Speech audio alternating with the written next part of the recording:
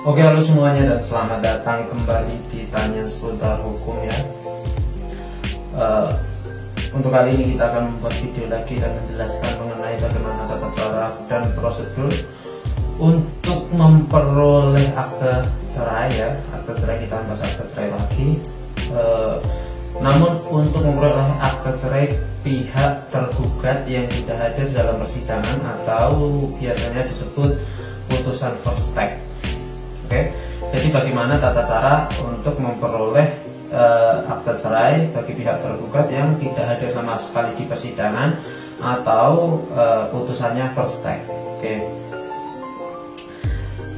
Untuk putusan first take tersendiri kita sudah bahas mengenai maksudnya, apa itu pengertian dari putusan first take. Untuk putusan first take itu sudah diatur di dalam hukum acara, dan untuk pasalnya itu pasal 125 HIR ya, yang masih digunakan sampai sekarang, yaitu hakim dapat menjatuhkan putusan jika pihak tergugat atau termohon itu tidak hadir sama sekali di persidangan.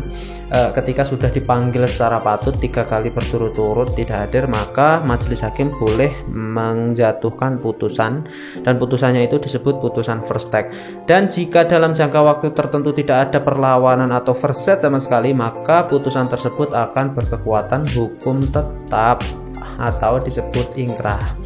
Oleh karenanya, jika seseorang itu sebagai pihak tergugat, biasanya banyak sekali ya warga masyarakat Indonesia yang digugat di pengadilan, apalagi perkara perceraian, biasanya digugat istrinya atau dimohonkan oleh suaminya itu karena takut untuk ke pengadilan dan tidak tahu tata cara untuk ke pengadilan.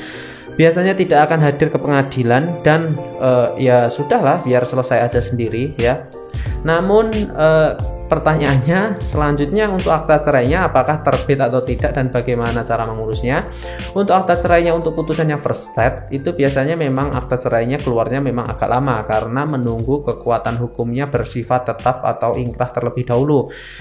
Untuk diaturannya yaitu 1 bulan ketika tidak ada perlawanan, maka putusan tersebut akan bersifat ingkrah. Setelah itu nanti akan dicetakkan untuk akta cerainya. Dan untuk akte cerainya tidak hanya untuk penggugat saja, namun untuk kedua belah pihak. Dan untuk prosedur mengambil akte cerai itu sudah sering saya jelaskan, yaitu harus ada nomor perkaranya terlebih dahulu. Setelah itu membawa KTP saja sudah cukup, membayar biaya pajaknya ke negara dan biaya salinan. Setelah itu tinggal ambil. Jika tidak bisa mengambil sendiri, Anda bisa kuasakan ke pengacara atau dengan kuasa insidentil, karena kuasa insidentil itu ribet sekali juga ke keluarga, itu lebih baik ke pengacara itu nanti bisa untuk mengambilkan akte cerai.